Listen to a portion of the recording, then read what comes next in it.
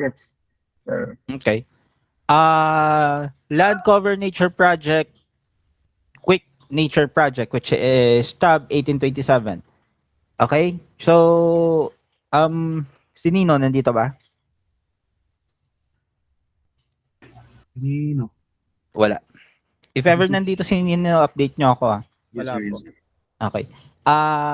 Okay. Quick nature repair project, andun sa GCs yung mga rules. Sa mga 10 years na alam niyo yung gagawin, mag-work na kayo, makinig lang kayo. Okay? Sa mga newbies, huwag mo na magtatrabaho, huwag mo na magpo-pull ng task. Makinig muna kayo. Okay? Ay, quick nature repair project, tab 1827 and 1828 is open for you to work today. Okay? Not much of a task. Mga 25k lang to, natapos na 1k na agad in a span of few minutes. So this is a quick nature repair project. Ulitin ko.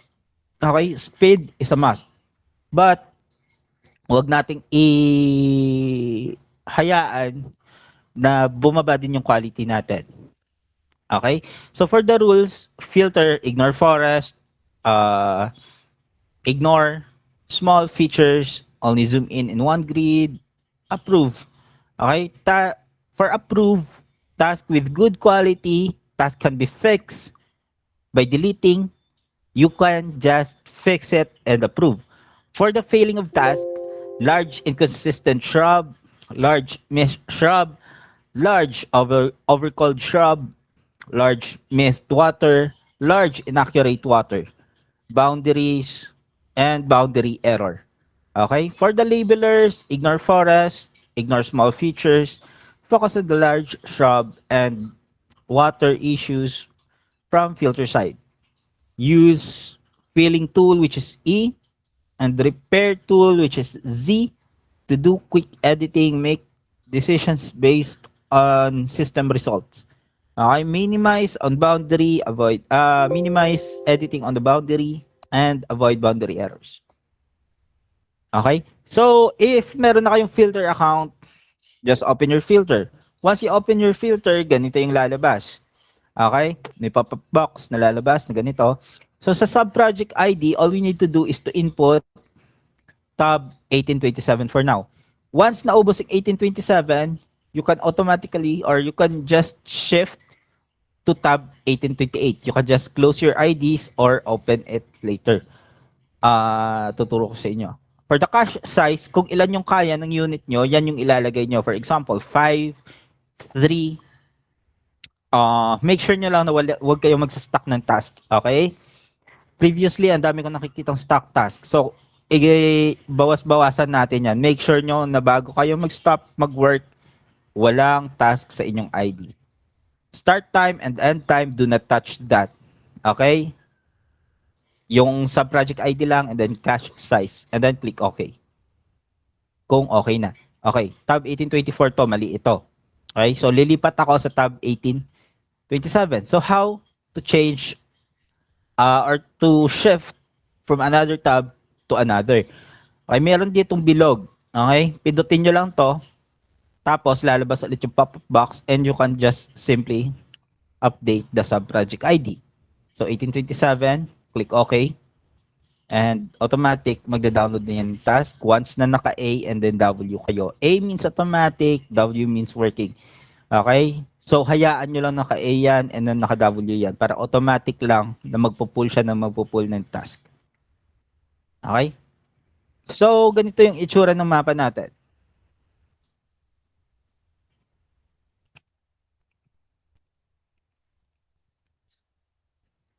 So, ganito yung itsura ng mapa natin. Okay? Andun yung rules. Okay? Ignore forest. So, for the residential area, kapag ganito yung itsura, you must ignore all the forest. Wala kayong gagalawin. Okay? You do not have to capture these trees as forest as ganyan. Do not waste your time. Okay? Those are small issues. We can just simply ignore that. For the shrubs, guys, there are 3 levels. Okay? Kapag mataas yung puno, or mataas yung mga kahoy kagaya nito, as you can see, that will be labeled as forest. Okay? Para sa mga mambababa, which is, for example, for this one, ito, yung mga maliliit na to na parang bilog-bilog na yan. Okay? That is all shrubs. Okay? And para sa kulay green na wala siyang texture, wala siyang shadow whatsoever, that is a grass. So we do not label grass. Okay? 3 attributes only: forest, shrubs, and water. So for the inconsistent na sinasabi nila, inconsistency, for example, ito, ah,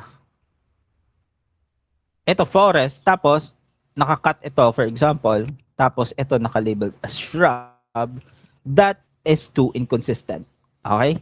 Inconsistent means hindi siya pantay or hindi siya timbang, di ba? So, sa tingin naman natin, ito ay forest. Kapag ganyan yung sitwasyon, we can just simply ignore that or merge it or change it into a forest. Okay? So, for this part right here, as you can see, this is labeled as shrub. Okay? Para mabadali na lang yung buhay natin, hindi na natin kailangan magproblema, we can just simply delete that. Kasi wala naman po diyang shrub. May shrub pero maliliit, tatlong piraso, hindi na natin kailangan i-capture yan. Okay? For the mist forest, kagaya nito, we can just simply ignore that. So for the consistency ng mapa natin, we can just simply delete that. And for this one, eto maliit na shrub, we can just ignore that. Kapag yung forest nandun sa nakalabel yung ground or nakalabel yung road as forest, we can just simply ignore that. So wala na akong gagawin sa mapa na to. I can just submit this one. Okay. Andito tayo sa medyo may kalaparang mga puno or forest area. For this forest area, as you can see, this is not a shrub. This is a kids Grass. grass. Okay? So this is a grass. So we can just simply select and then delete. This one, ano to? Shrub, sir. Shrub. Shrub. Kasi as you can see po, ito mataas, di ba? And then ito mas mababa siya sa forest, pero may texture siya. May ano siya, may laman siya, parang ganun. And then pagpunta nyo dito, this part right here is flat, kulay green lang. So that is a grass, this is a shrub, and this is a forest. So ganyan po tayo mag-define.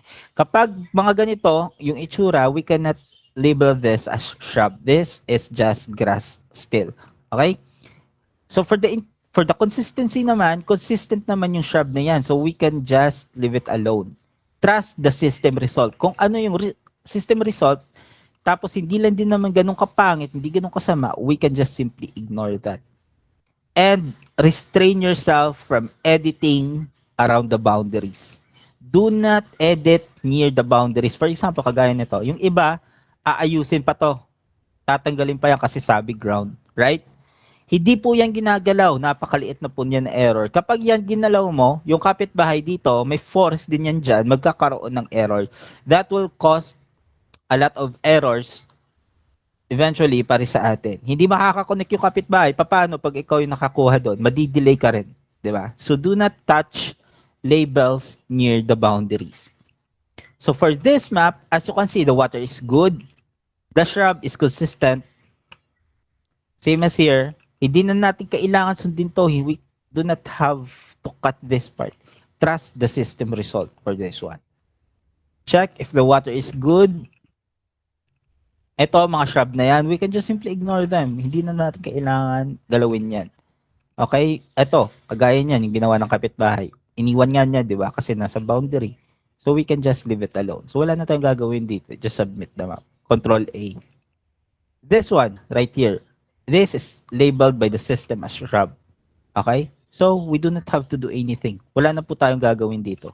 We can just simply click Alt S to sync our map and then submit. TP fail. Okay. Once TP fail, sync, Alt S muna. Kapag nanghingi siya ng sync context, just click Alt S and just simply submit your map again. For this one, right here, alam naman po natin na ito ay hindi river, hindi ito tubig. Kasi po, ito ay may kuryente or parang kita niyo yung mga linya-linya na yan. Okay? Para siyang electrical or Power electrical line. line, power line. Thank you. So, hindi na po natin kailangan i-label dyan as water. So, we can just simply delete that one and this one as well for the fake waters and alt as and submit the map. Bakit, sir, napakadaling maubos ng project? Kasi po, konti, yung 20K na to, napaka-konti lang nito. Okay? So, alt S, kagaya nito, delete water, and submit. For this one, ito medyo may kalaparan. Water is good, water is good. The shrub, okay? Ito pwede natin itong i-label as shrub. This is a missing shrub. Okay? So, fill on natin as ganyan. Mag-fill kayo guys. Pag nag-fill kayo, parang bumubuhos lang po kayo ng pintura. Okay? Hindi nyo kailangan sundin ito linya per linya. Hindi po ito kagaya ng repair na ginaganyan-ganyan nyo. Okay? Kapag nag-fill kayo, use letter S. Lock nyo lang kung saan kayo gusto mag-stop. Wala pong butas dito. Okay? So this is good. Walang butas din doon kasi boundary yan. And then click letter E, click space, and then click sa loob. And that would automatically fill that area. Okay? For this part right here, this is all good na rin. Do not touch. Trust the system result. Okay? Submit. For this one, or for this part right here, this is a wrong water. So just simply delete. Fake water, Alt S, and then submit. Ganyan lang po kadali. Pag bumalik yung mapa, just click Alt S or Control T. Kung walang error, pasa ulit. For the shrub, example like this one, this is all good. No need to capture these small areas. Okay? Napaka-small area na yan. Do not dare to touch that. Again, uulitin namin. Speed is a must. Kapag mabagal kayo dito, GG kayo. Hindi pwede mag-double, hindi pwede overthink, hindi pwede gumawa ng kung ano-ano sa mapa. Kasi ayan magpapatagal sa inyo. Okay? So now, eto, this is all good pa rin. Okay pa rin yan. Okay? Fake water, select, delete. Fake water, delete. Alt S, pasa. Okay, pag nag-M and then R kayo, puputi yung mapa nyo kapag nagpasa na kayo. It doesn't mean na wala na kayong mapa. Just simply click Control D. Eto, all good to. Okay, gaya nito. Yung kapitbahay natin nag-draw ng shrub dito kahit walang shrub. 'Di ba? So magkakaroon tayo ng boundary error shrub kasi nga do not touch near the boundary yung sabi, 'di ba? Apakabobo ng kapitbahay natin, binigyan pa tayo ng problema. So in that sense, pwede nating i-report yung kapitbahay as delete. And then submit report. 'Di ba? Kapag yan yung ginawa nyo, edi kung kayo nakakuha din ng mapa nyo dito sa taas, malamang magkakaroon din kayo ng problema. And kapag nag-M kayo and then R, pigain nyo po yung ID nyo kasi meron po iyang laman. Okay? Pagkain nito, pilan natin yan. This one, consistent. Kasi inconsistent shrub na to. Bakit? Halos magkapareho na sila. 'Di ba? Isa lang sila. Tapos ito naka-label na shrub. Hindi naman siguro pwede yan. So in that sense, pwede nating i-merge yan as forest. Okay? For this one or for this part right here, as you can see, ito medyo mababa. 'Di ba? So okay na yan na naka-shrub. So we can just simply ignore that. Click Alt S and then submit. Shrub. Yan yun na. System result. This one, or this part right here, is labeled as a shrub. And this part right here is a forest. So for the consistency, I think pwede natin gawing forest lahat yan. Right? This part right here as well. Gawin na lang din natin forest. Para consistent sila. And then pasa ulit. And then click Control D.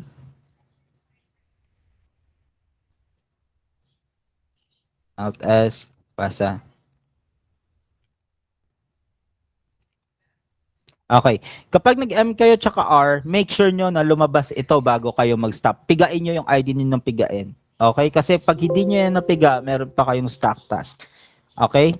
So make sure nyo na ganito yung lalabas sa filter IDs nyo. Are we clear, guys? No more task in queue. It means you do not have any more task in queue. Kasi kapag naglagay kayo ng cache size, for example, 5, 10, yan po ay mag-automatic magda-download ng task sa inyo. So, hindi lang po isa yung mapa na nakastack sa inyo. That would be around 10. So, kung gumagamit kayo ng tatlong ID, that would be around 20 maps. Yan na yung automatic. 30 maps kung tatlong ID. Kung automatic na yan magda-download sa inyong ID. So, pigain nyo before you stop working. Okay? So, if we are all clear, guys, ayusin ko muna yung mga accounts. Kasi papa-open ko yung kay Sir Mark, yung mga filter IDs nyo. And then yung mga wala pang filter IDs, pwede pa send sa akin.